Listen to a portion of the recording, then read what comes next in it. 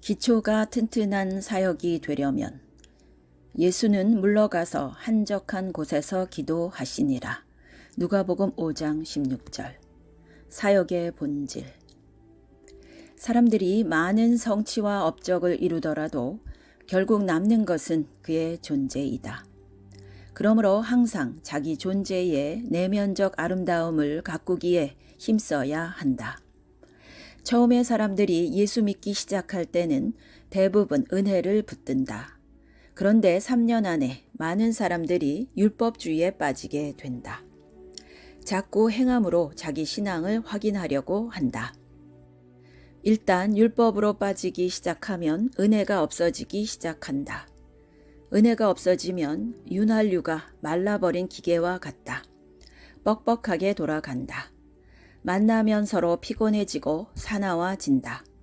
처음에 은혜로 예수 믿은 사람들이 순식간에 율법으로 사나워진다. 은혜가 넘치는 사람은 특징이 부드럽다. 아무리 험악한 사건을 만나도 부드럽게 풀어나간다. 그런데 율법적이 되어 행위를 강조하다 보면 아주 작은 사건을 만나도 사납게 반응을 한다.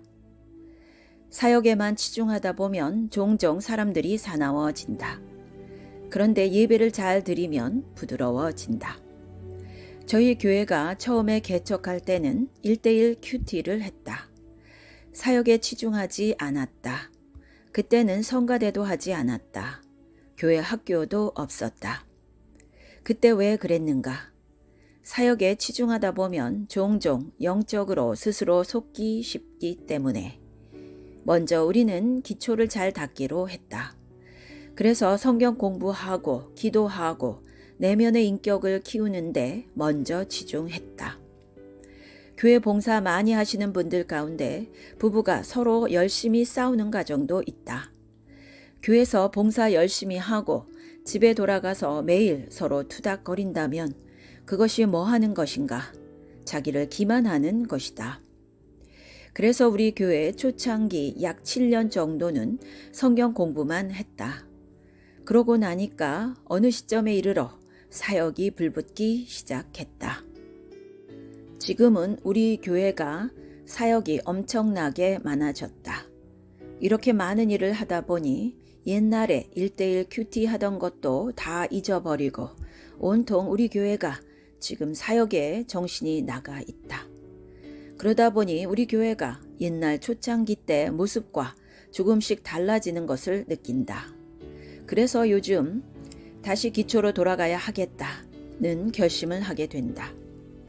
성경 읽고 기도하고 1:1 큐티 양육하는 쪽으로 다시 치중해야 하겠다.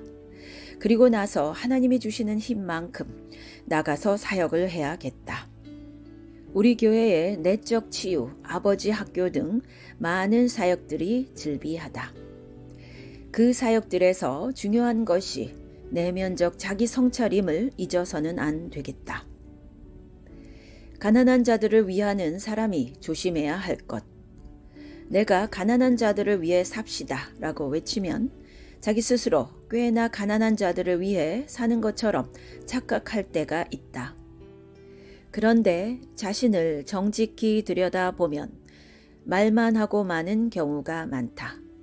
우리 주변에 가난한 자, 노동자들을 위해 부르짖는 사람들을 보면 대부분 개념만으로 그렇게 외치는 것이지 실제 행동으로 그들이 가난한 자들을 위해서 수고하고 애쓰는 것은 턱없이 부족하다는 것을 목격하게 된다.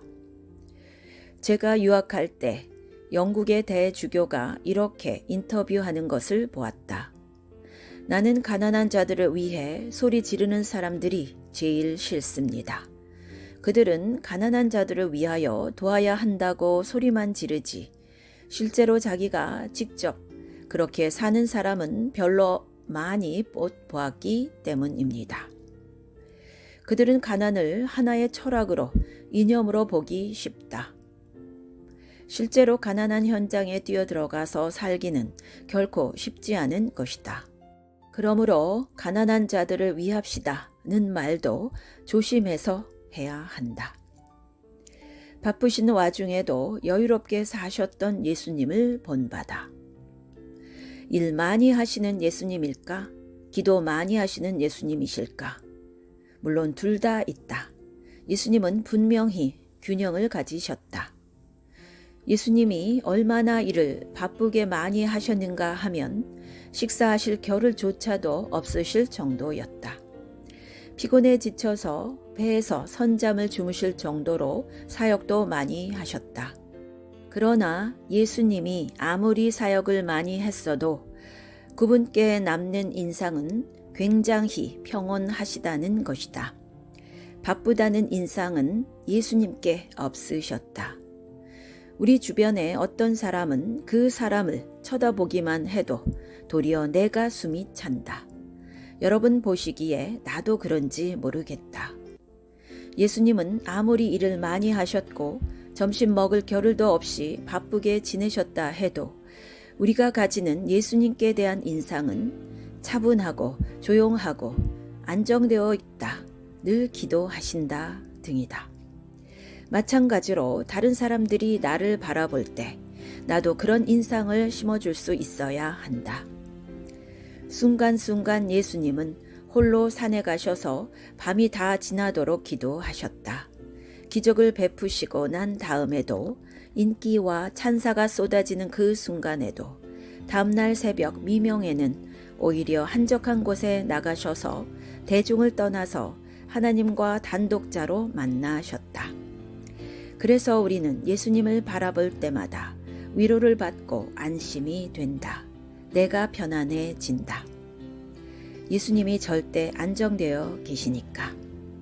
반대로 우리가 바쁜 사람을 만나면 내가 편치 않고 자꾸 불안해진다. 그가 초조하니까 덩달아 나도 초조해진다. 그러다 보니 내가 바로 그런 삶을 지금 살고 있는지도 모르겠다. 우리 교인들을 편안하게 만나주지 못하고 있는 나.